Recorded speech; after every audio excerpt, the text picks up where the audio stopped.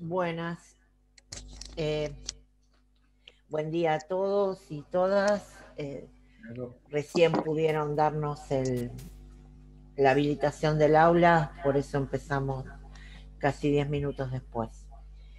Eh, Vamos a plantear en líneas generales lo que vamos a hacer hoy y por otro lado vamos a plantear eh, dar el espacio al final del chat, como siempre.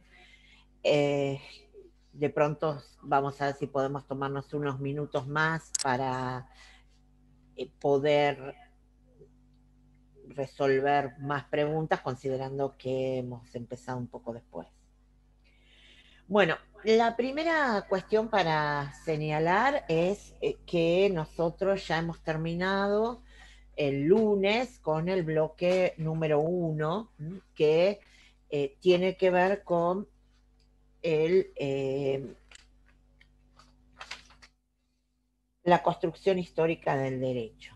Eso tuvo un desarrollo a lo largo de 5 unidades en las cuales se planteó en las distintas etapas en donde se puede dividir priorizando la historia del derecho.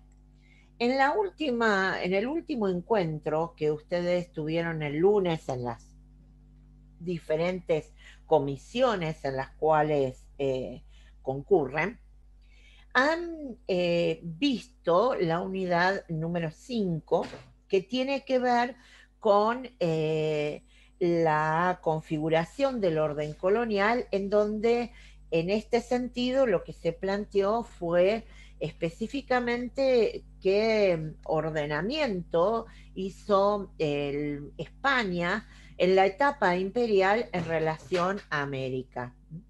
En ese ordenamiento hay un especial énfasis en la cuestión de las instituciones, específicamente en las instituciones que residen en América, ya que va a haber una puntualmente que es la que va a tener más importancia en las líneas de continuidad de los primeros tiempos del nuevo orden y que es el cabildo, y sobre el cual en algunos momentos vamos a trabajar algunas cuestiones. La, la cuestión que vamos a empezar a ver hoy tiene que ver en relación al cronograma con la conformación del Estado argentino. O sea, vamos a empezar a ver el bloque 2. Y dentro del cronograma nos corresponde ver la unidad 6, que es la ruptura del orden colonial, y específicamente los puntos 6.1 y 6.2. A partir de ahora, las unidades que vamos a ver de la conformación del Estado argentino, salvo alguna excepción, las vamos a ver divididas entre los lunes y los miércoles. Bien, para nosotros, a partir del bloque 2, es absolutamente clave es clave la historia argentina, y hay algunos periodos que son mucho más importantes en cuanto a la cantidad de cuestiones que nosotros debemos ver. Espérenme un momento, por favor.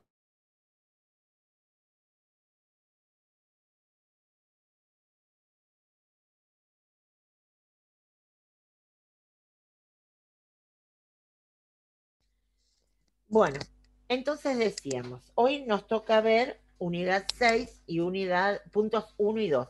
Y les decía que a lo largo de la parte del bloque 2 y del bloque 3, lo que vamos a hacer es trabajar divididos, ¿bien? Hay algunas unidades que son mucho más densas en contenidos y por eso la mayoría de ellas las vamos a ver divididas, ¿bien?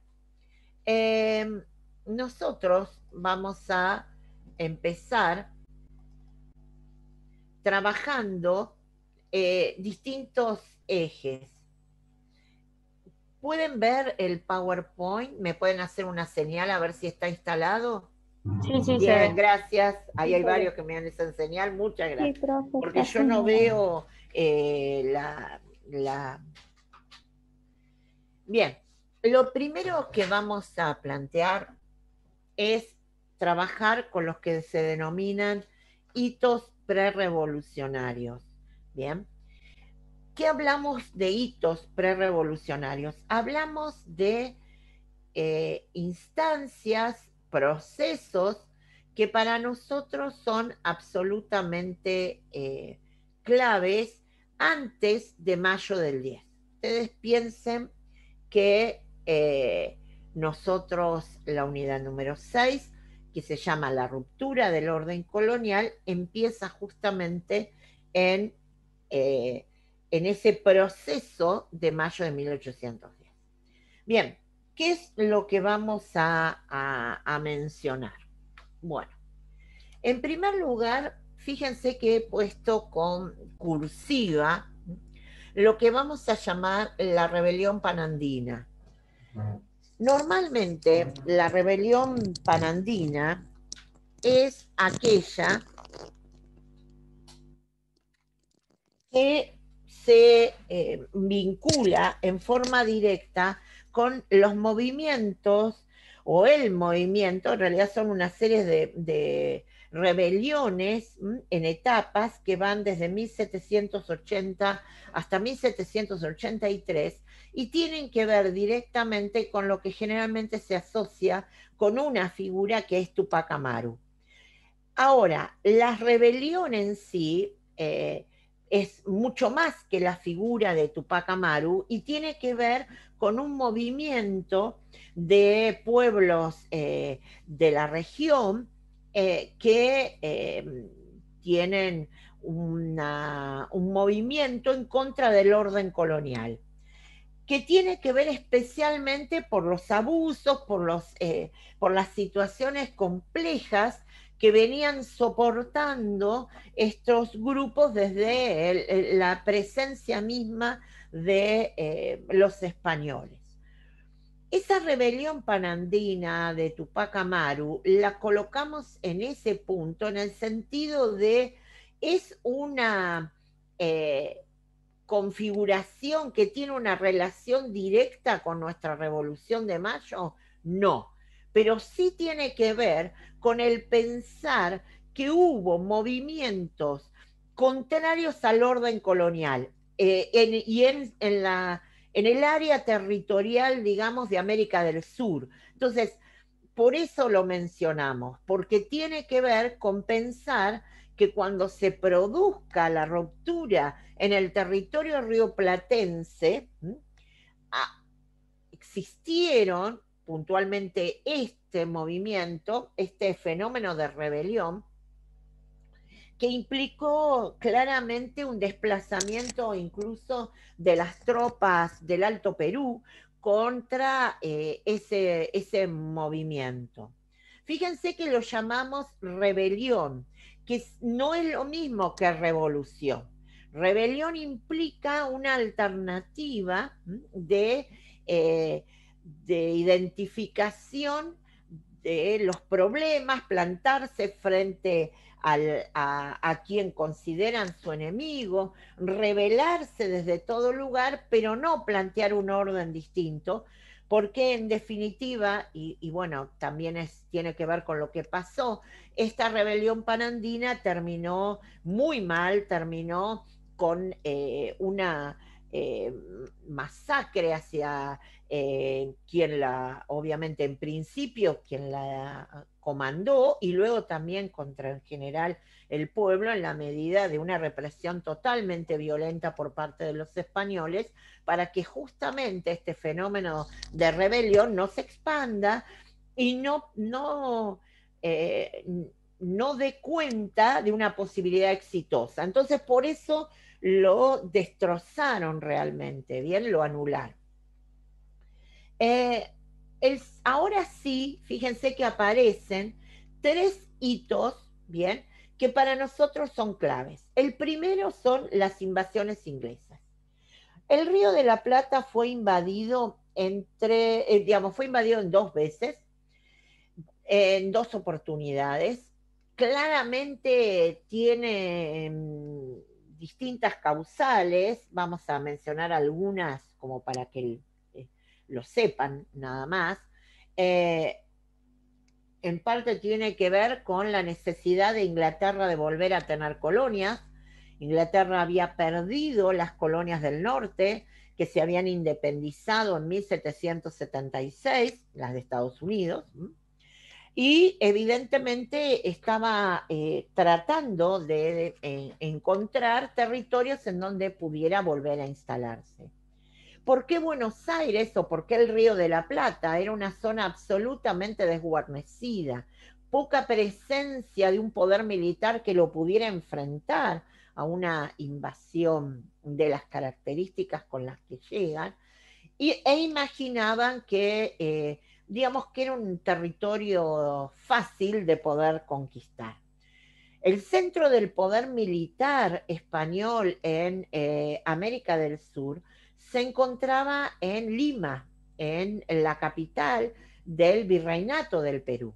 Imaginen la distancia entre Lima y Buenos Aires si se quería venir a repeler una invasión. Obviamente se podía hacer y se llegaba 3 años después. Entonces, los ingleses sabían que evidentemente esta zona no era una zona de alta presencia militar española y por lo tanto era de fácil conquista. Fíjense que esa también es la razón, más allá de haber sufrido un revés en la primera, 1806, volvieron nuevamente en 1807, o sea que evidentemente había una definición por parte de Inglaterra de avanzar sobre el territorio de las colonias españolas.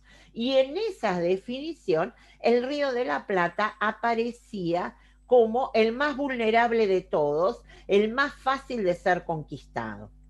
Sin embargo, a esa facilidad inicial, digamos, que ofrecía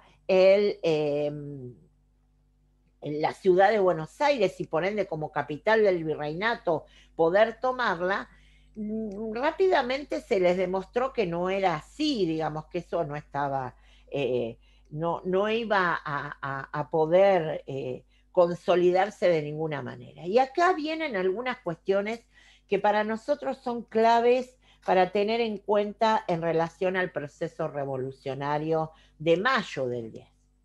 Las invasiones inglesas demostró en primer lugar, además de la vulnerabilidad, obviamente, de este territorio, demostró el hecho de que los españoles prefirieron salvar los caudales que habían recaudado que para salvarlos de las manos inglesas que salvar a la población y al territorio. De ahí hay una prioridad por parte de la autoridad española, llámese Virrey Sobremonte, que prefiere salvar los caudales antes que salvar el territorio y salvar a los habitantes del mismo. Primera situación frente a esto, Buenos Aires se tiene que defender por sí sola. Y acá hay un punto muy importante a futuro en relación al proceso revolucionario. Buenos Aires ciudad, cabeza del virreinato, porque es la ciudad capital del virreinato de Río de la Plata, virreinato que fue el último creado por los españoles en 1776, en esa capital del virreinato, los que defienden a Buenos Aires son los habitantes de Buenos Aires, unidos, reunidos, trabajando mancomunadamente en situaciones también muy especiales porque implicó participación de distintos sectores sociales, incluso diametralmente opuestos, pero que los unía la defensa de la ciudad, ¿no? Los unía defender a Buenos Aires. Y lo defendieron muy bien, ¿bien? Y corrieron, digamos, al invasor. Pero no solo hicieron eso en esa primera invasión, y que tuvieron que volver a hacerla en una segunda, sino que van a dar un, un hito que es absolutamente fundamental, que es la realización del primer cabildo abierto del siglo XIX en el Río de la Plata, y que tiene una vinculación directa con características que nosotros necesitamos que ustedes reconozcan. Nosotros recién decíamos que es clave la institución cabildo, ¿no? Porque es la institución de la ciudad, es la institución que los españoles definieron para la vida de las ciudades. De hecho, una ciudad era considerada ciudad en la medida que tenía cabildo, ¿no? Para tener cabildo debía tener X número de vecinos, etc. Bueno, lo que es cierto es que el cabildo tenía dos alternativas posibles de reunión. Una era el llamado cabildo ordinario, que es el cabildo común, que debatía las cuestiones que le pasan a cualquier ciudad, y otra era el cabildo abierto. Cuando se habla de cabildo abierto, se habla de una instancia particular en donde se convocaba a los vecinos más importantes, y obviamente no eran a todos los vecinos. Cuando uno dice cabildo abierto dirá, bueno, van todos, no, es por invitaciones, y esa invitación se da específicamente a grupos claramente seleccionados. Ese primer cabildo abierto en la invasión inglesa tenía que definir qué hacer a posteriori de la fuga del virrey, o sea, se habían quedado sin autoridad, y se habían quedado sin autoridad porque el virrey se fue, o sea, no es porque lo derrocaron ni nada, definió una política prioritaria que era salvar la recaudación impositiva para la corona española antes que salvar a las personas y al territorio. Y entonces, ese cabildo abierto define algo absolutamente de ruptura. Por eso es clave pensar el cabildo abierto de las invasiones inglesas, puntualmente en el escenario de la primera, porque lo que definen es, visto que no tienen autoridad, definen elegir a un virrey. Y en la elección del virrey recae en la figura de los que para ellos era considerado el que había, y que era real por otro lado, era el que había ordenado, regulado, y había sido realmente el líder de la resistencia frente a los ingleses, que era Liniers. A ver, cuáles son los problemas a futuro que deja este cabildo abierto? Es un problema y no lo es, pero para la administración española lo es, que tiene que ver con que hay una ciudad que en un cabildo abierto decidió elegir a un virrey. No hay un caso en la historia colonial americana que se haya elegido un virrey por parte de los miembros de un cabildo abierto, los integrantes, los concurrentes, digamos en este caso, de un cabildo abierto. ¿Por qué? Porque el virrey era elegido por el rey, no por el cabildo ni por ninguno más. Por lo tanto, lo proponía el Consejo de Indias, pero lo definía y firmaba el rey. ¿Quién lo había designado a Liniers? Un cabildo abierto. ¿Quién era Liniers? El héroe de las invasiones, perfecto. Y era de origen francés, con lo cual tenemos otro problema acá, que es, eligieron un virrey, eligieron a un francés, y lo eligieron por haber sido quien ocupó el rol de la autoridad que se escapó con los caudales. Entonces, acá hay un principio de ruptura impresionante en las invasiones, porque esto tiene que ver con, eh, con esta cuestión de planteo rupturista que tienen las invasiones. La ruptura tiene que ver con el cabildo y tiene que ver con otra rama que indirectamente hemos mencionado, que es la de Liniers mismo. ¿Qué hizo Liniers? Organizó las milicias, organizó la defensa de la ciudad. Hasta tuvieron que sacar armas guardadas en los distintos lugares que la administración española tenía para dársela a los distintos, a las milicias conformadas en el fragor de la lucha para defender a Buenos Aires. A ver, si eso no es de ruptura, está claro que lo es. Y un año después volvieron y otra vez los ingleses y otra vez la ciudad de Buenos Aires se defiende y los expulsa. Conclusión. Buenos Aires, después de las dos invasiones inglesas, va a aprender que se puede defender por sí misma, se puede dar hasta sus propias autoridades, a la mayor autoridad se puede dar, que es un virrey, y básicamente eh, la defensa de la ciudad estuvo en manos de criollos, de esclavos, de españoles también, que participaban en la vida cotidiana, pero que de pronto no eran las autoridades españolas. Entonces, esto es muy importante a la luz de las consecuencias, digamos, que subyacen en la ciudad de Buenos Aires, que ya tiene una perspectiva de ruptura. Ocupación francesa de España. En 1808, los franceses, en el escenario político del imperio napoleónico, Napoleón en Francia, y en la expansión territorial francesa, avanza sobre España. Se produce la cautividad del rey, un pase de la figura del rey al hijo, el hijo era Fernando VII, que queda cautivo de los franceses, y en España se forman juntas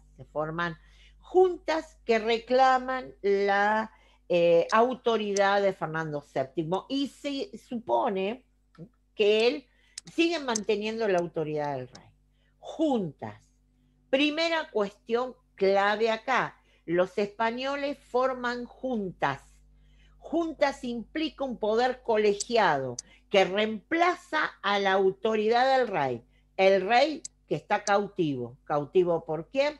Por los franceses bajo el imperio napoleónico.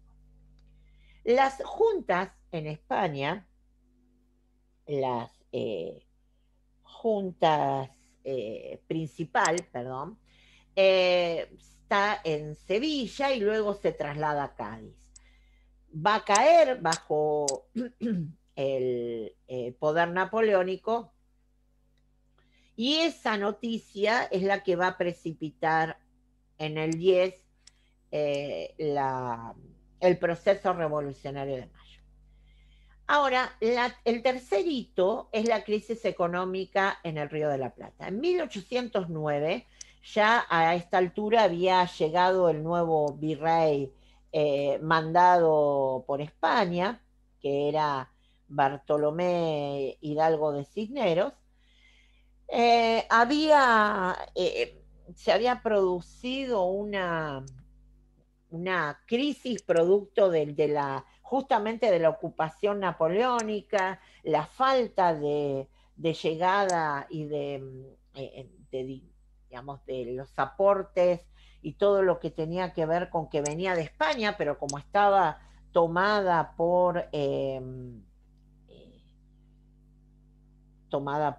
los franceses, no era fluido, y por ende se definió que era prácticamente imposible pagar los sueldos. Cisneros, en ese contexto, en donde realmente la está pasando muy mal, ve una ocasión que indirectamente se le presentan. Llegan barcos ingleses las costas de Buenos Aires. A ver, ver barcos ingleses en las costas de Buenos Aires es para estremecer a cualquiera, digamos. O sea, imaginaron que de pronto era otra invasión, hasta que se dieron cuenta que los que habían llegado ahí no eran barcos militares, sino que eran barcos de comercio, eh, traían mercadería. Dos cuestiones para mencionar que seguramente algunas se las dijeron los profes el lunes. El comercio con España era exclusivamente de las colonias con España. O sea, las colonias españolas de América no podían comerciar con otros países. Lo único que se podía comerciar con Inglaterra, que tenía un tratado particular, era que los ingleses estaban habilitados para comerciar esclavos. Pero era el único, la única cuestión que ellos podían comerciar. ¿No? No podían traer otra cosa que no fueran esclavos. ¿Bien? Y cuando digo cosa, digo así en el sentido que los esclavos de estos tiempos que provienen del espacio africano, conquistado entre otros por Gran Bretaña, obviamente remiten a algunas características de la antigüedad en donde no eran considerados personas, ¿verdad? Entonces, lo único que se podía comerciar eran los esclavos. Estos barcos que están en las costas de Buenos Aires resulta que no tienen esclavos, tienen de todo tipo de productos. Y entonces, ¿qué hace? Le piden a Cisneros que los deje comerciar, que les habilite el puerto, ¿no? Para entrar su mercadería. ¿Puede hacer esto Cisneros? No, de ninguna manera, porque lo tiene prohibido. Nadie podía de las autoridades españolas habilitar el comercio con Inglaterra o con quien fuera, para el caso, ahora es Inglaterra, podría ser cualquiera, pero con Inglaterra estaba solo habilitado para esclavos y no era el caso de lo que traían estos barcos. Por lo tanto, ¿por qué Cisneros quiere darles el, la posibilidad de comerciar? Porque necesita recaudar fondos. Ya les dije que tenía una crisis económica que era fuerte y no podía pagar sueldos. Con lo cual, Cisneros le solicita a la Real Audiencia eh, tomar en conjunto la disposición de permitir el comercio. Párrafo aparte menciono un documento muy interesante que es el que presenta Mariano Moreno. Mariano Moreno, con motivo de esta crisis económica, presenta un escrito que en principio es un escrito jurídico, él lo hace en su carácter de abogado, y es presentado ante las autoridades españolas para permitir el comercio, pero el intercambio comercial. El documento se llama La representación de los hacendados y tiene que ver con un Moreno en su carácter de abogado presentándose ante las autoridades españolas en nombre de los hacendados. ¿Qué es lo que les resumo? Porque no es un documento que nosotros trabajemos, pero porque de pronto lo encuentran citado y ubiquen el documento en el tiempo. La idea de Moreno era decir, bueno, acá la cosa no pasa porque solo se pueda comerciar en el sentido de que ellos, los ingleses, nos vendan nada más. El comercio no es recibir lo que nos ofrecen, sino que también nos compren a nosotros. Lo que plantea Moreno en esa representación de los hacendados, en nombre de los hacendados, es que se habilite el comercio con Inglaterra, en este caso, y que se les permita a los hacendados vender su producción. O sea, lo que intenta a través de este escrito es fomentar el intercambio real comercial, no simplemente hacer que ellos ingresen sus mercaderías, paguen derechos de aduana que le quedan a la administración española y resuelva la crisis económica, sino que habilite otra instancia. ¿Lo habilitaron los españoles? No. Digamos, lo que plantea Moreno en la representación de los hacendados fue rechazado.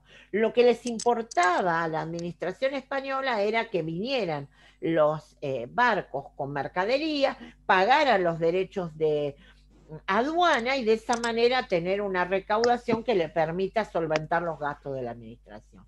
Pero no estaba en los planes de la administración española iniciar una estrategia de comercialización con Inglaterra. Y por ende, digamos, el petitorio, digamos, la petición de Moreno fue rechazada. Cuando llegamos a mayo del 10, tenemos dos cuestiones claves que son las que ustedes tienen que seguir por la bibliografía, por las guías de análisis, etc. Ustedes tienen ahí la figura central de la toma de decisiones, que es el cabildo. ¿Bien? A ver, ¿por qué hacemos hincapié en esto? Porque es la institución que debate, es la institución que plantea claramente las posibilidades de discusión, no hay otro ámbito de posibilidad de discusión. El proceso que normalmente se llama Semana de Mayo es el proceso que se desarrolla en mayo del 10 y tiene que ver, hasta que llegamos al 25, desde la llegada de las noticias de la caída de la Junta Central de Sevilla y luego trasladada a Cádiz, hasta el 25. En ese periodo, ustedes lo que tienen que hacer especial hincapié es en dos cuestiones. La primera es la que tiene que ver directamente con qué es lo que ocurre en el Cabildo Abierto del 22 de mayo. O sea, si hay un hecho clave en la semana, en el proceso revolucionario, es el 22. ¿Por qué? Porque en ese día, se debate distintas posturas sobre qué hacer y cómo seguir. Y acá hay algo importante. Estamos hablando de 1810 y muchos de los actores convocados al Cabildo Abierto son los mismos que habían estado 4 años antes. La dinámica de un cabildo abierto no les era desconocida. Sabían perfectamente qué hacer. Ya habían realizado definiciones absolutamente rupturistas. Lo que quiero decir es que el cabildo abierto es en sí mismo, del 22 de mayo, es en sí mismo el mayor acontecimiento revolucionario antes del 25, pero había un antecedente y había una dinámica que ya se conocía. No es algo nuevo para los habitantes de Buenos Aires. Recuerden lo que ya han visto del cabildo abierto, se invita a los vecinos, no es que van todos, se invita a vecinos seleccionados que generalmente requieren determinadas características y condiciones. ¿Qué se debate en el cabildo y qué vamos a hacer? Porque lo que señalan las noticias que vienen de España es que cayeron las juntas y la última orden que había dado la Junta Central de Sevilla era formen juntas como en España. Por lo tanto, esta posibilidad que se abría de formar juntas como en España dejaba el camino a iniciar el proceso de ruptura con el orden colonial, pero también era una ruptura, digamos, atenuada, en la medida en que lo que decía el movimiento español era formen juntas como en España, y al igual que nosotros, júrenle fidelidad a Fernando VII. O sea, acá no estamos hablando, y por eso quiero ser precisa, no estamos hablando de un movimiento independentista. Acá la cuestión de la independencia no es el punto en discusión. El punto de discusión es cómo seguimos. El punto en discusión es, ¿qué hacemos con esto? ¿Formamos junta? Bien, ¿quiénes la conforman? ¿Qué hacemos con el virrey? Digamos, o sea, hay distintas preguntas que había que intentar dar respuesta. Y en eso es donde ustedes tienen que hacer hincapié en el cabildo del 22 de mayo. Ahí ustedes van a encontrar distintas opciones, como son, por ejemplo, eh, la del obispo Luis, que es una voz desde los españoles, y que esa voz de los españoles plantea que hasta que no haya, digamos, todo, hasta el último español en territorio americano, ese tiene que estar eh, al frente. Y hay otras voces que tienen que ver específicamente con quienes aluden a la defensa de las reivindicaciones criollas, la toma de decisiones por parte del cabildo, Caso Paso, Juan José Paso, por ejemplo, las voces de Castelli, de varios que dan cuenta de la necesidad de plantearse, iniciar un proceso en donde indudablemente hay que correrse de la dominación española. Sin embargo, en ese correrse de la dominación española, no están planteando en ese cabildo abierto del 22 de mayo ninguna instancia independentista. Bien, es cambiar la administración para después ver qué medidas se toman. Obviamente, dentro del sector criollo hay distintas opciones e interpretaciones que tienen que ver directamente con la, las alternativas, por ejemplo, de un Moreno, en donde espera. Chicos, si están usando el chat, yo veo lo de Mor, pero estoy con la pantalla acá. Y dijimos que los comentarios o demás, guárdenlo al final, los veo después, ¿sí? Pero yo estoy viendo que aparecen más y yo no los puedo ver porque estoy con la pantalla directamente. Les decía entonces que en las figuras como de Moreno, por ejemplo, hay o tiene que ver directamente con intentar pensar alternativas distintas, pero no emergen en ese 22 de mayo. Lo que sí se queda claro en el cabildo y en los debates es la necesidad de formar junta, de formar una junta en nombre de Fernando VII. Esa es la definición por mayoría y es la que en definitiva se realiza. ¿Cuándo se realiza? Entre el 24. El 24 aparece una junta presidida por Cisneros e integrada por 2 criollos y 2 españoles. Eso es absolutamente rechazado por el sector criollo, que considera que no se está tomando en cuenta lo que se había definido, que era armar una junta, pero que claramente empezara a correrse de la administración española. Mantenerlo a Cisneros como autoridad de presidente de la junta era mantener el orden prácticamente en forma total, y por lo tanto eso no era lo admitido. Ese movimiento que se gesta entre la noche del 24 y el 25 de mayo es por el cual aparece la llamada normalmente primera junta, aunque el nombre que le corresponde es Junta Provisional de Gobierno. Y ahí sí está la revolución.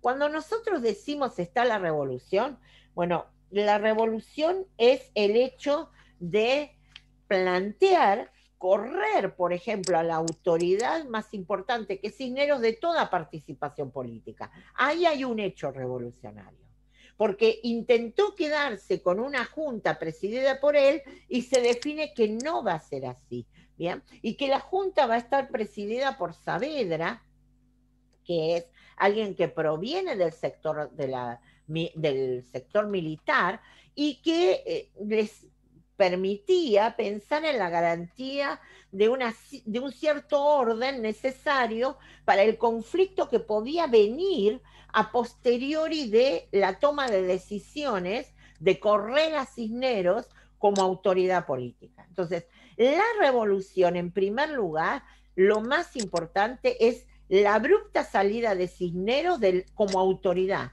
Ya no es más virrey, ¿bien? ¿Quién tiene la autoridad? La tiene la Junta. ¿Y qué es la Junta? Es un poder colegiado. Es un poder colegiado. No es la autoridad unipersonal que era el virrey, sino es una junta integrada por distintas personas provenientes incluso de distintas actividades. Algunos son profesionales, hay algún sacerdote, hay miembros de la milicia, hay incluso españoles comerciantes. O sea, es una idea de un poder representativo de distintos ámbitos socioeconómicos y políticos. Por lo tanto, ahí hay una cuestión de revolución, ¿bien? Es sacar a la autoridad española, correrla a la autoridad e instalar otra forma. Ustedes tienen en el aula virtual para esta unidad, una lectura obligatoria que es la lectura de Di Meglio, algunas claves de la revolución del Río de la Plata. Justamente Di Meglio, al final de la lectura, dice lo siguiente: la revolución transformó la vida de quienes la protagonizaron, defendieron y padecieron. Nada volvería a ser igual. Porque lo que plantea Di Meglio a lo largo, estas son justo las últimas palabras del texto, lo que plantea Di Meglio es efectivamente qué fue, por qué es una revolución. Porque lo que se está dando a partir del 10 es un proceso de cambio, de ruptura. Bien, esa ruptura no define en un primer momento la independencia. Y ahí es donde viene en un punto la tensión de la indefinición. Pero eso no significa que, sin haber tomado la definición real de la independencia, no se hayan tomado y no se hayan definido cuestiones claramente independentistas. Es real. Nosotros tuvimos el proceso de ruptura del orden colonial en mayo del 10. La independencia la tuvimos el 9 de julio de 1816, o sea, 6 años después de mayo del 10.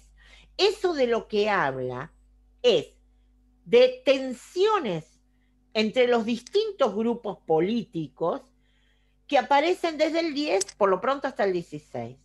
Y también las definiciones que esos grupos políticos en tensiones, en conflicto, terminaron provocando, y las alternativas diversas de organización que se dieron porque no sabían qué hacer. Entonces, lo que nosotros ahora vamos a describir en estos primeros años que me corresponden de acuerdo a lo planteado en el cronograma, vamos a ver que son los momentos de mayor tensión. Porque claramente quieren romper con España, ¿bien? Pero sin embargo, las rupturas no terminan plasmándose en una declaración de independencia, ¿bien? Que se va a tomar recién en 1816.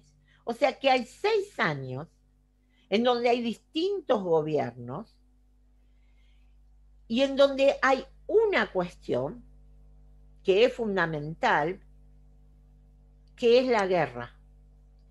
Y la guerra es lo que define que evidentemente nosotros queríamos romper con España. La guerra significa enfrentar a los españoles. Y nosotros, los distintos gobiernos que nosotros vamos a ver ahora en el comienzo y lo que ustedes van a seguir viendo el lunes, enfrentaron a los españoles.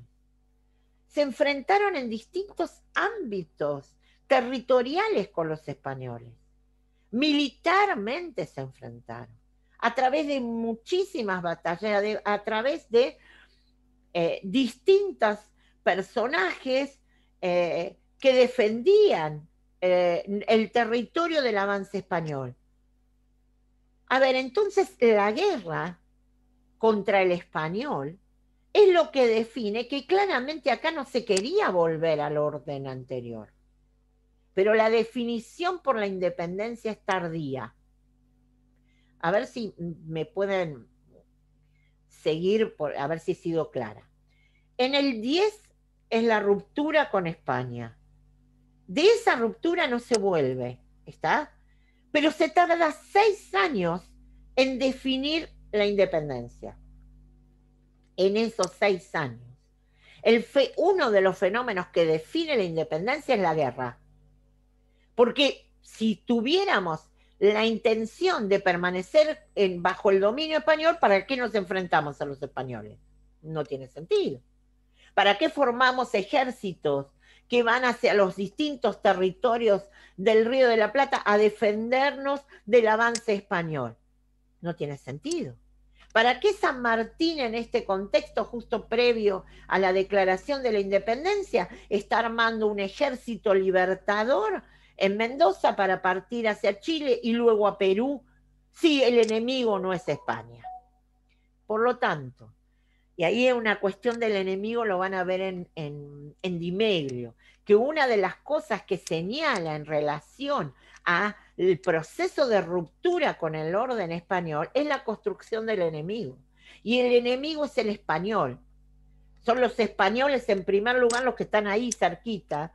El primero es Cisneros, luego son los miembros de la Real Audiencia y todos los funcionarios que se mantenían dispuestos a no querer ceder ante la autoridad de la Junta.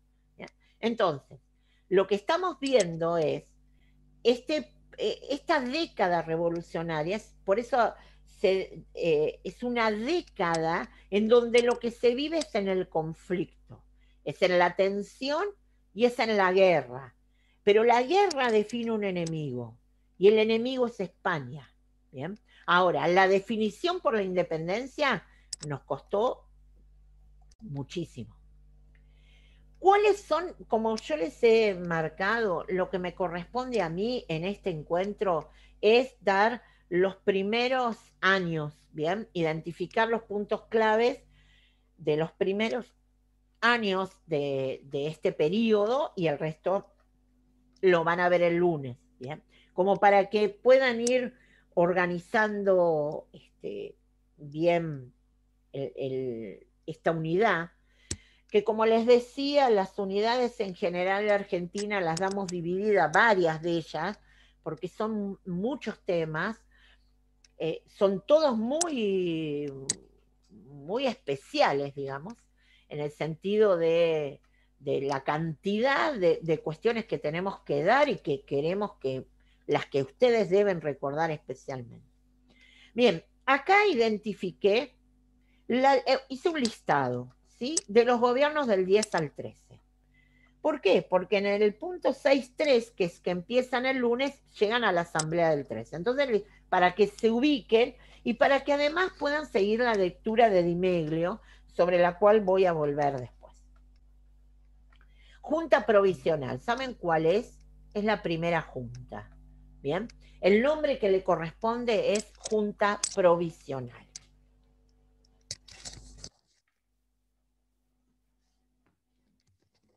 ¿Por qué utilizamos el nombre que le corresponde? Bueno, porque ellos no firmaban somos la primera junta, ¿no? Moreno no ponía secretario de la primera junta, no, era de la Junta Provisional.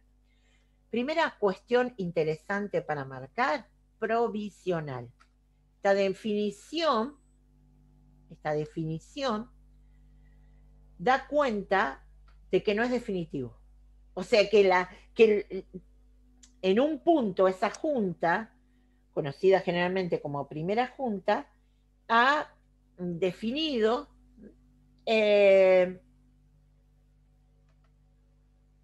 romper con el orden colonial e iniciar un nuevo camino, pero que no va a ser el definitivo. Cuando hablamos de la Junta Superior de Gobierno, estamos hablando de lo que normalmente se conoce como la Junta Grande. ¿Bien? Empieza hacia fines del año 10 y dura hasta octubre, noviembre del 11. sería octubre, después cambia de nombre, ahora después vamos a ver. Luego sigue el primer triunvirato, segundo triunvirato en un año, acá estamos, miren, en el 10 es la Junta Provisional, fin del 10 y gran parte del 11 la Junta Superior de Gobierno. Antes de que termine el 11 ya tienen el primer triunvirato y antes que termine el 12 tienen el segundo triunvirato. Primera cuestión que ustedes ven, no logramos consolidar una autoridad más allá de un plazo de 12 meses, 13 meses. ¿Ya? Eso da cuenta de una inestabilidad, da cuenta de situaciones problemáticas, da cuenta de tensiones y también de definiciones. ¿Ya? Acá he identificado las principales normativas, decretos, circulares, etcétera, que en el periodo del 10 al 13 son claves para nosotros. Ustedes van a ver que en el aula virtual hay una parte donde se habla de los decretos, por ejemplo, los decretos del 11, bueno, también hay algo del 13, están los estatutos del 15 y del 17 y la constitución del 19. De estos que están acá, los que tienen para verlos, digamos, como para cuando ustedes hay una referencia en las lecturas o hay una referencia en las guías, tengan el documento para verlo. Ese es el sentido de identificar el documento nada más. Que cuando ubiquen algunas cuestiones, por ejemplo, sobre las características, no sé, del poder ejecutivo en la Constitución del 19, además de que lo puedan ver en las guías de análisis o en alguna bibliografía, ustedes tengan el documento, pueden entrar a ver la Constitución y vean efectivamente qué decía, ¿no? Están puestos los documentos para eso, son soporte a lo que decimos. De los que vamos a ver hoy, los que voy a mencionar hoy, los que tienen son los decretos de libertad de imprenta y de seguridad individual, que son los que más nos importa que tengan en cuenta, ¿bien? O sea, los que yo voy a mencionar ahora tienen, son importantes en términos de la normativa, pero a decir verdad, no los hemos incorporado, pero sí están en la bibliografía, sí están en las guías de análisis, ¿bien? Y por lo tanto, por eso lo mencionamos. Bueno, primera cuestión. Cuando decimos la circular del 27 de mayo, 2 días después de el 25, sale esta circular a las provincias del Río de la Plata. Es una circular que la Junta Provisional da a los pueblos del virreinato en donde les anuncia la instalación. O sea, les indica, se los leo. Ayer se instaló la Junta de un modo y forma que ha dejado fijada la base fundamental sobre lo que debe elevarse la obra de la conservación de estos dominios al señor don Fernando VII. ¿Se acuerdan cuando dijimos que no hay una definición por la independencia en forma inmediata? La circular que dice que se ha instalado una junta que conserva los dominios al señor Fernando VII. Hay un reconocimiento hacia la figura del rey. Sin embargo, más adelante esa misma circular solicita que se elijan diputados para que lleguen a la capital para incorporarse a la Junta.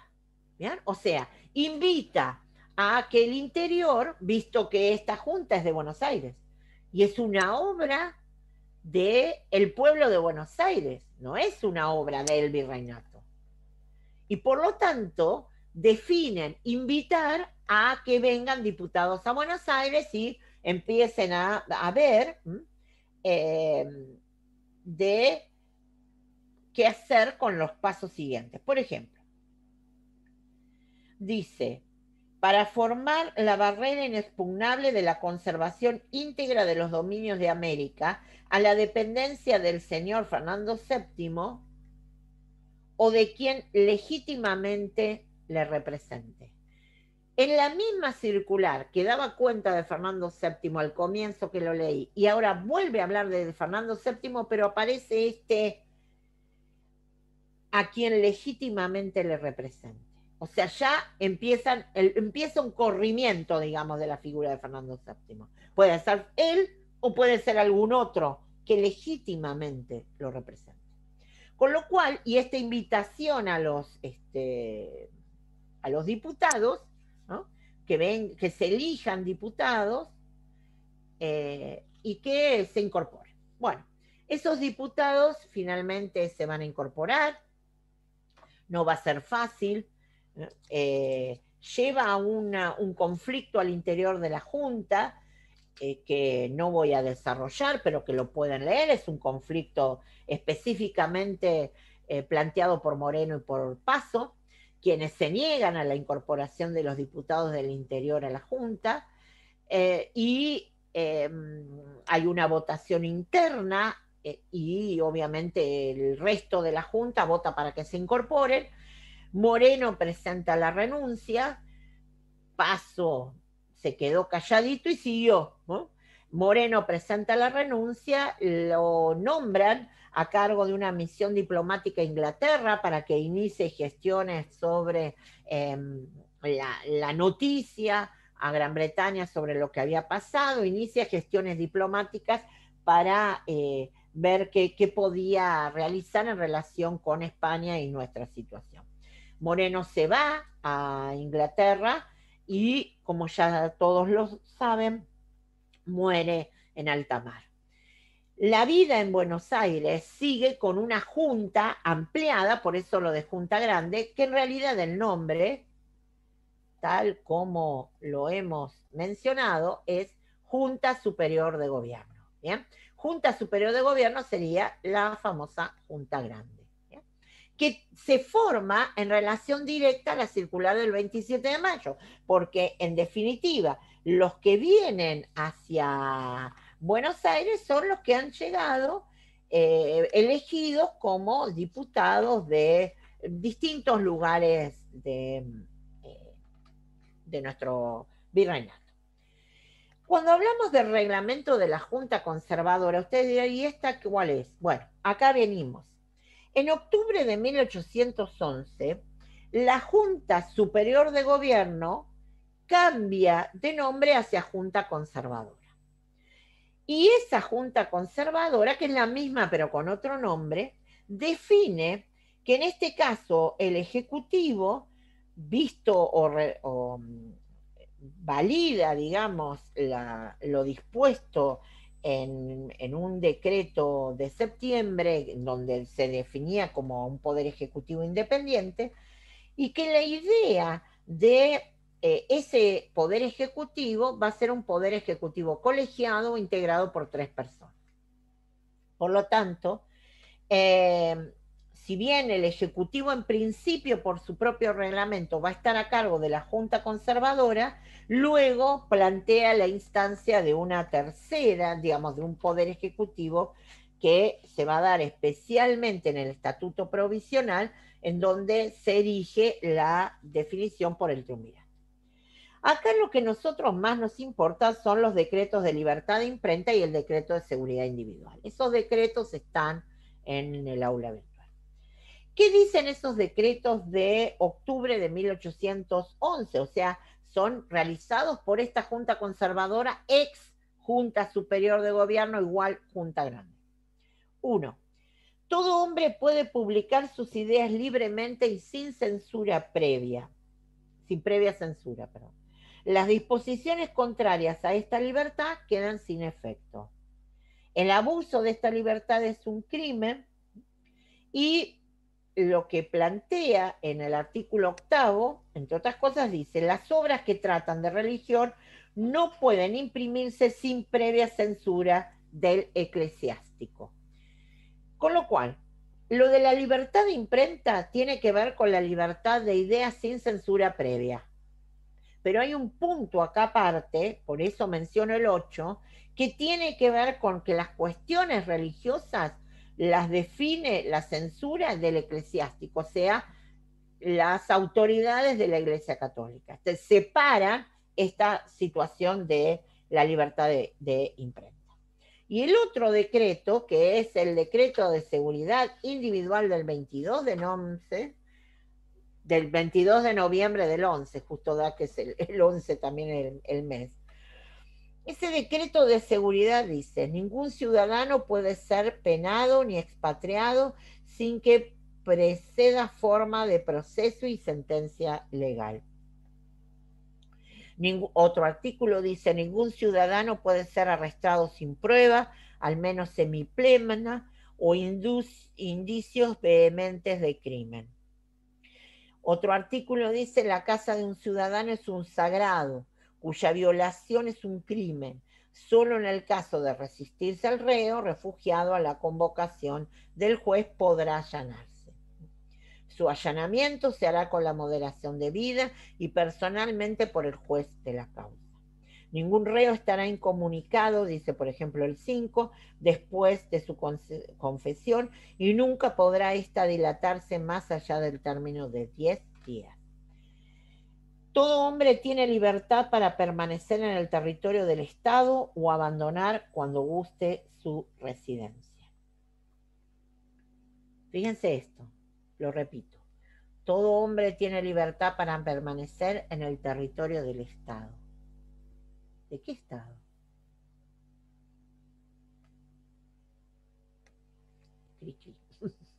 Del Estado que en realidad no es un Estado independiente, ni es un Estado en la conceptualización clásica, digamos, de lo que sería un Estado. ¿Bien? Con lo cual, lo que estamos viendo es que tanto el decreto de libertad de imprenta como el decreto de seguridad individual son decretos que se tomaron como modelo de otras legislaciones que daban cuenta de la figura de un Estado, que no era el caso nuestro, pero que importa porque ustedes van a ver que tanto el decreto de libertad de imprenta como el decreto de seguridad individual, varias de esos articulados que acabo de leer los van a volver a ver aparecer en los distintos estatutos, los van a volver a aparecer algunos de estos artículos en las constituciones futuras, o sea que los van a volver a ver. ¿Bien? Finalmente, para lo que nosotros nos toca ver hoy, lo que debemos mencionar es el Estatuto Provisional del Gobierno Superior de las Provincias Unidas, que es de noviembre del 11. ¿Bien? En ese sentido, la idea de ese estatuto es claramente plantear la necesidad de la convocatoria de un congreso. O sea, en este estatuto provisional de 1811 aparece muy fuertemente la idea de un congreso, la idea de empezar a pensar una reunión, ¿bien? Una reunión que tenga que definir los pasos a seguir. Y acá hay dos pasos a seguir, que ya clarito se están vislumbrando. El primero es la independencia. Había que tomar esa definición.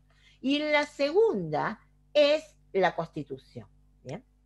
La Constitución es el paso siguiente a la Declaración de la Independencia.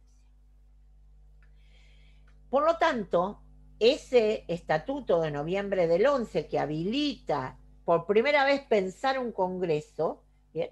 Es también las ideas que aparecen aquí en relación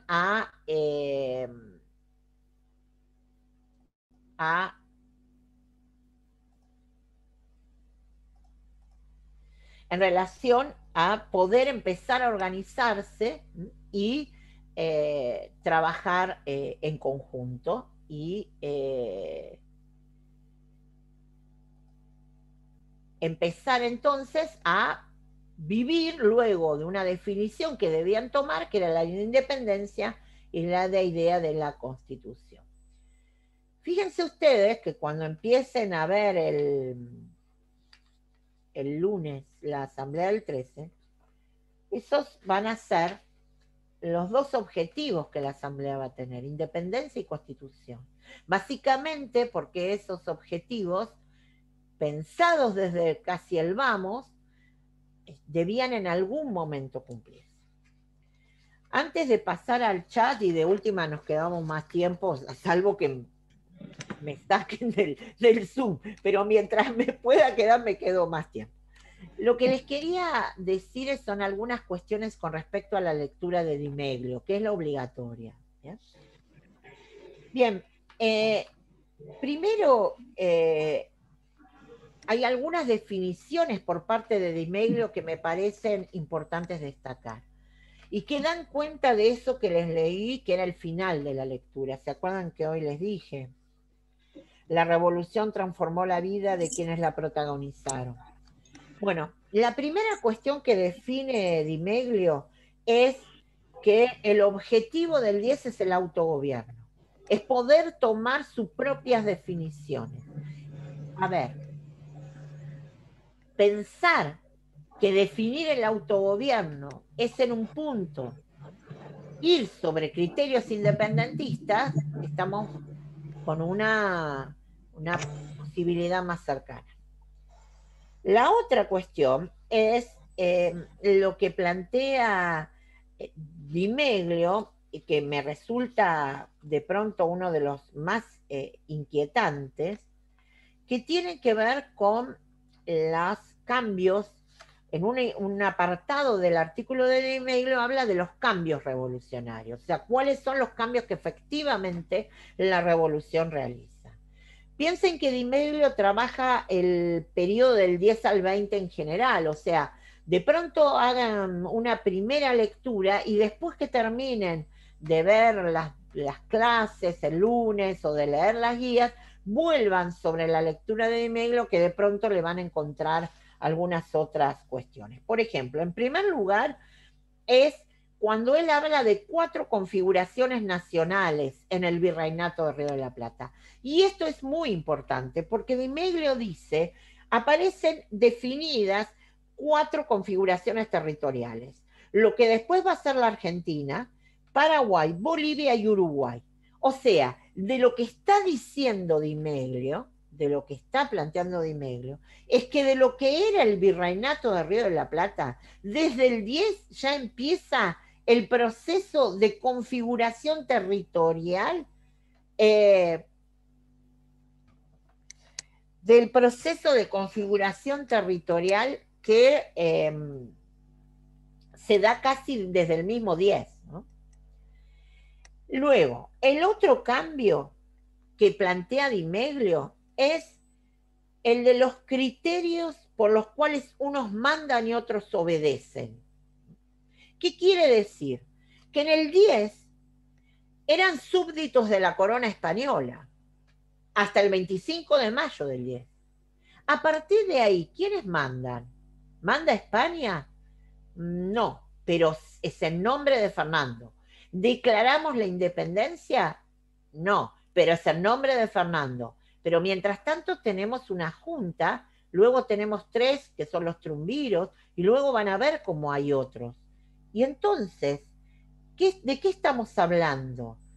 Lo que dice Di Meglio es el proceso de transformación que se da entre el 10 y el 20, entre súbditos de una monarquía y la construcción de un ciudadano republicano.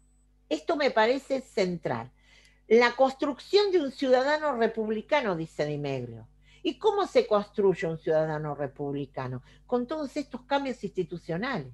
En el decreto de seguridad individual hay una construcción de una defensa de la integridad del ciudadano. En la libertad de imprenta hay una construcción del ciudadano. Y lo van a ver después. O sea, yo me estoy tomando solamente hasta el 13, ¿está? Obviamente después va a haber otras, que es lo que plantea el autor.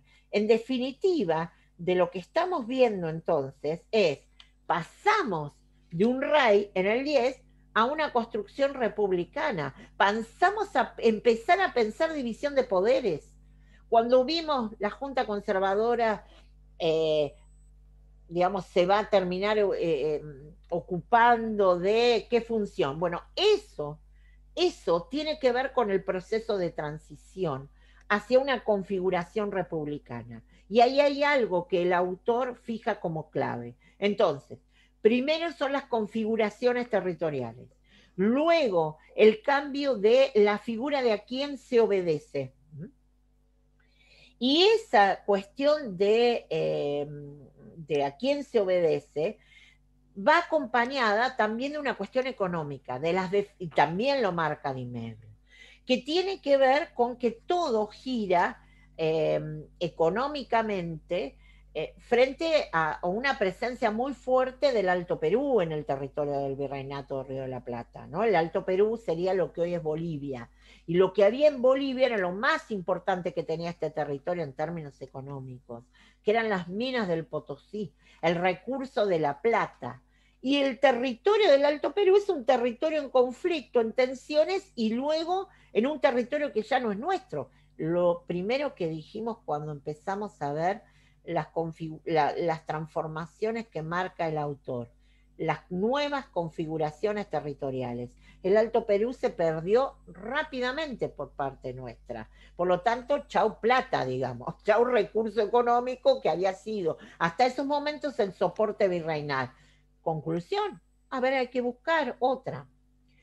La, eh, la otra cuestión que me parece central en el artículo de Di Meglio es la cuestión social y tiene que ver con los cambios en la composición social y en a ver, podríamos decir en la cosmovisión de una sociedad. En algún momento, Di Meglio dice, empieza una vida multiclasista, dice Di Meglio, porque lo que plantea es que hay un avance, y lo dice en otro de los ítems, que es la participación política popular, es un avance a una sociedad más igualitaria.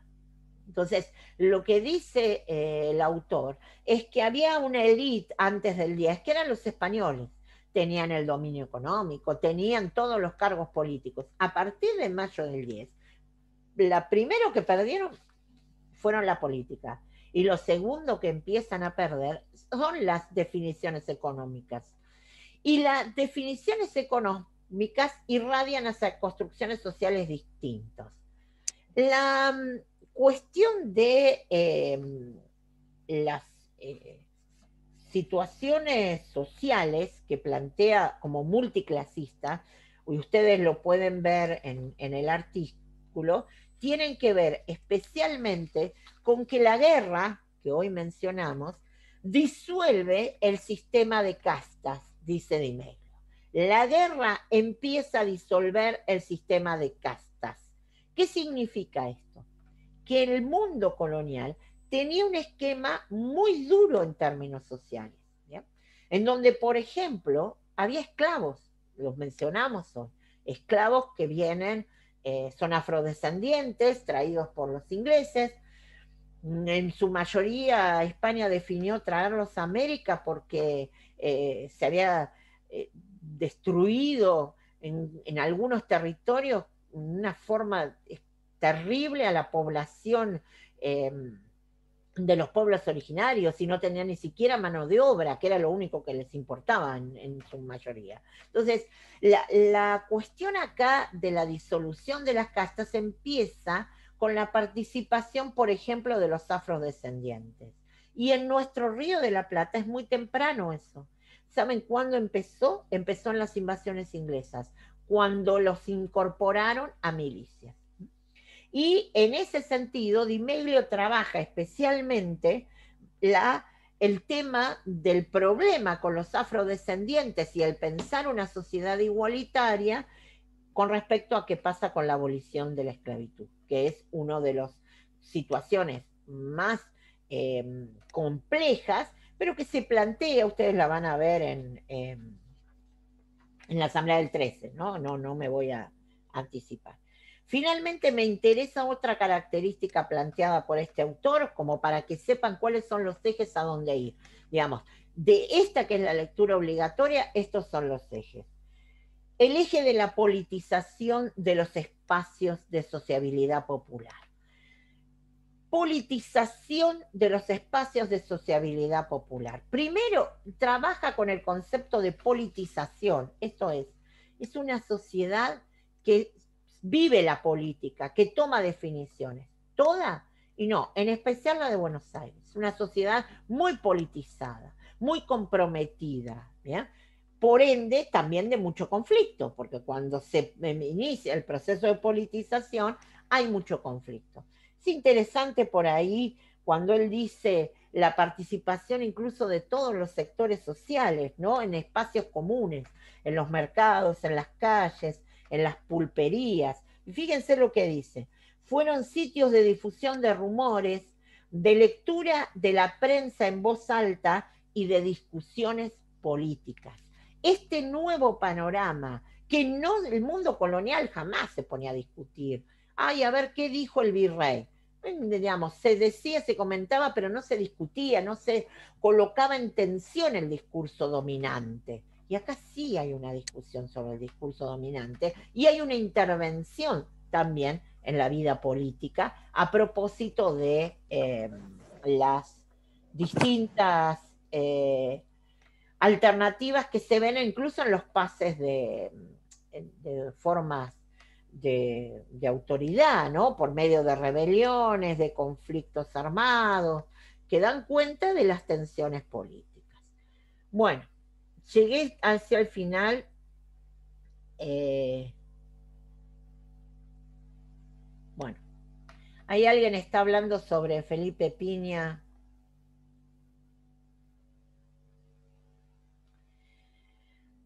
Si el revisionismo intentó denostar la imagen de Moreno, no sé si lo intentó denostar. Yo creo que lo que Moreno fue casi reivindicado por un sector fuertemente revolucionario. En algunos casos también es real que se tomó como eje el plan de operaciones, por ejemplo, y es real que él, de todos los partícipes de la llamada primera junta, es el más revolucionario de todos, ¿no? Eso seguro. Eh, a ver, me voy más atrás, a ver si... ¿Qué pasó con Liniers? Me voy lejos. Bueno, Liniers, ¿cómo? A ver, voy. ¿Cómo tomó la ciudadanía el cambio de Liniers a Cisneros? No lo tomó mal porque Cisneros había sido enviado por España. Liniers fue tomado como una solución transitoria a un problema puntual. El propio Liniers traspasa a Cisneros, se va a vivir a Córdoba. En Córdoba se compra una estancia que había sido los jesuitas y se queda ahí medianamente tranquilo hasta que se produce la Revolución de Mayo del 10. Él en tiempo posterior va a encabezar una rebelión en contra de la Junta de Mayo del 10. Es el primer movimiento contrarrevolucionario. Eh, Se va a proceder al ejército enviado por Buenos Aires, lo toma prisionero a él y a los principales cabecillas, y finalmente él y algunos más son fusilados. No entiendo lo del 22, jamás llegamos al 22 porque en el periodo del 10 al 20 y señalé que lo que nos tocaba siguiendo el cronograma y el programa es del 1 al de 1810 a 1813, que serían los puntos 6.1 y 6.2, ¿no?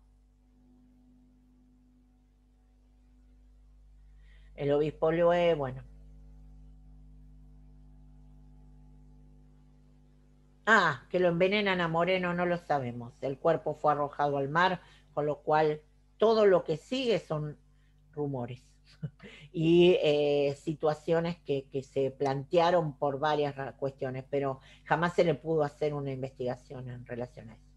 Me parece que el 22 se refiere al día 22. Ah, al 22 de mayo. Gracias, Alberto. Claro, el 22 de mayo es el Cabildo Abierto, tómenlos ahí. Por eso decía el 22, gracias, Alberto.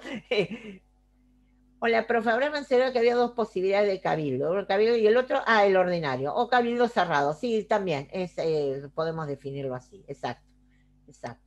Es el cabildo común, digamos, donde se sentaban los cabildantes y trabajaban los problemas que tiene una ciudad. A ver, hoy, ¿qué sería? El municipio. Digamos, la idea digamos, de tomar definiciones conjuntas, ¿no? Ahí estaba lo de Felipe Piña.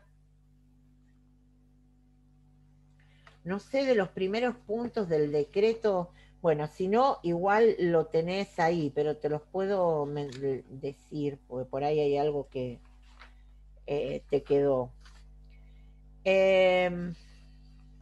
A ver si lo tengo por acá. Cuando uno quiere encontrar algo, no hay caso. Bueno, ahora mientras los busco, ¿qué sería el director supremo? Es una construcción una definición política que se da desde 1814 en adelante.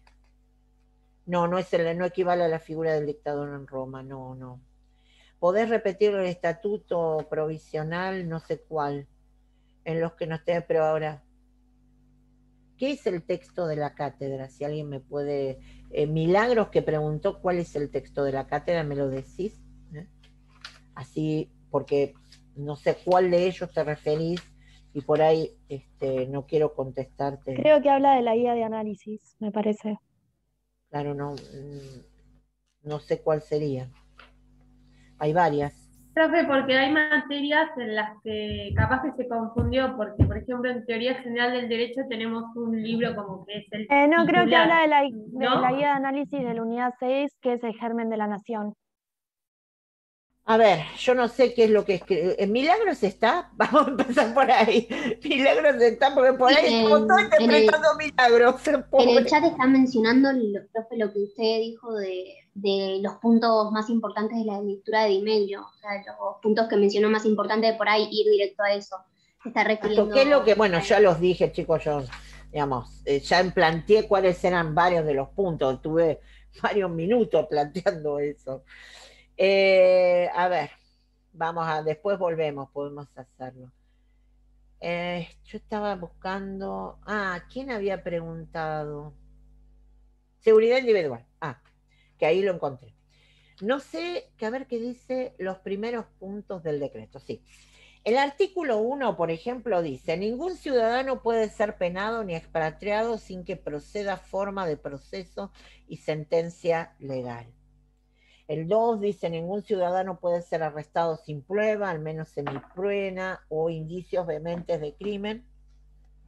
Hay varios más.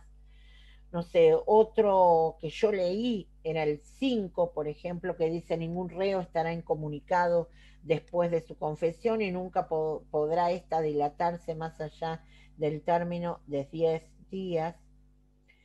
Y otro que leí era el 7, me parece. Todo hombre tiene libertad para permanecer en el territorio del Estado o abandonar cuando guste su residencia. Y ahí lo que habíamos puesto como en tensión era el tema de esta idea del Estado, por eso por ahí le quedó. En relación al texto de Di Meglio hay varias cuestiones, yo las voy a identificar otra vez y no las voy a volver a explicar, porque para eso estuve varios minutos. Primero, la idea del autogobierno, las definiciones que tienen que ver específicamente por empezar una vida propia que, como les dije, da cuenta de las posibilidades que podían presentarse en esos momentos, que no era declarar la independencia, pero indirectamente sí hay cuestiones independentistas. Otra de las cuestiones que mencioné de Di Meglio tenía que ver con las configuraciones nacionales al interior del virreinato, o sea, los territorios que se van como identificando autónomamente. También hablamos de la cuestión económica que tenía que ver con correrse del circuito de La Plata, especialmente del Potosí. También definimos una cuestión que tenía que ver con los cambios sociales en una sociedad tendiente a ser más multiclasista, o incluso lo que Di Meglio en algún momento habla en alusión a más igualitaria y a la vinculación que plantea entre la revolución y la guerra en relación a la disolución del sistema de castas. Ahí fue cuando pasamos a ver algunas cuestiones en relación a la esclavitud y algún comentario en relación a eso hicimos. Y les dije que presten atención a lo que puede pasar, va a pasar allí en relación a 1813 y a las disposiciones de la Asamblea. Y el último que mencioné fue la politización de los espacios de sociabilidad popular, ¿no? ¿Puedo A ver, agregar uno que habías nombrado y ahora... convocar a los diputados de las distintas provincias. El fin de la circular fue convocar a los diputados, exacto, de las distintas provincias. Milagros, lo que quería era así, lo de Di Meglio. Una cuestión a propósito de esto. Vayan haciendo resúmenes de las lecturas obligatorias, vayan trabajándolos, también piensen algunas dudas, digamos, que las pueden resolver el lunes con los profes, o incluso el miércoles yo puedo empezar desde ahí. Pero la idea es que ustedes con las lecturas obligatorias las lean, ¿bien? Para eso están. Acá en esta tienen una complementaria de Alperín, que en un momento dado nosotros la teníamos como obligatoria, pero como es compleja, preferimos cambiarla por Di Meglio, que es más accesible y tiene como muchos ítems para plantear. Bueno, la ocupación francesa de España es que los franceses tomaron España, digamos, no hay mucho más que eso. La invasión napoleónica la toman, toman prisionero al rey, se produce un cambio de una abdicación por parte del rey hacia su hijo, que era Fernando VII, y a partir de ahí los franceses se quedan en territorio español. En varias oportunidades nombró el concepto de poder colegiado. Bien, vamos a aclarar. Bien, es cierto, lo que hablamos de poder colegiado es un poder conformado por varias personas. Bien. Yo no sé si diría que es un grupo de personas. Sí, podrían, bueno, sí. En algunos casos son representantes de la sociedad civil, no por definición. A ver, cuando lo que quiero poner en discusión, digamos, es que no crean que son representantes porque algunos los eligieron, ¿me entienden? A veces no hay una elección, a veces es quienes están armando la trama de la lista de quienes van a estar, dicen, bueno, a ver, a mí me parece que realmente es importante en su sector, tiene buena relación con los pares, y a veces no tiene que ver con una cuestión de representación a la cual han llegado por ninguna otra cosa que no sea por la participación. ¿Bien? Pero lo demás sí, está bien. Está bien. Ustedes van a ver muchas veces la cuestión de un poder colegiado. Y acá, a propósito de lo que preguntó Catalina, me permite hacer un comentario que es algo que yo no mencioné, pero que ha quedado en evidencia. En los primeros años, hasta, bueno, toda esta década revolucionaria en realidad, les costó mucho tener un gobierno, poder pensar un gobierno, trabajar en términos de un gobierno, ¿no? Y esas tensiones y esas dificultades dan cuenta de las distintas alternativas en las cuales se lucha, hay una pugna, digamos, ¿no? Esa pugna política tiene que ver también con las influencias que provienen de lo que está pasando en Europa, del pensamiento político. Hay toda una serie de alternativas que influyen. Nuevos actores que se incorporan, alguien menciona ahí la Logia Lautaro. La Logia Lautaro es, como su nombre lo indica, un grupo, una logia que está conformada o se inicia su conformación a partir de la llegada de San Martín y de Alvear, y que tiene un objetivo muy fuerte, muy particular, que es hacer todo lo que se pueda por lograr la independencia, ¿no? ¿Qué pasa con Cisneros cuando toma el poder, bueno, Saavedra lo que toma es la presidencia de la Junta Provisional.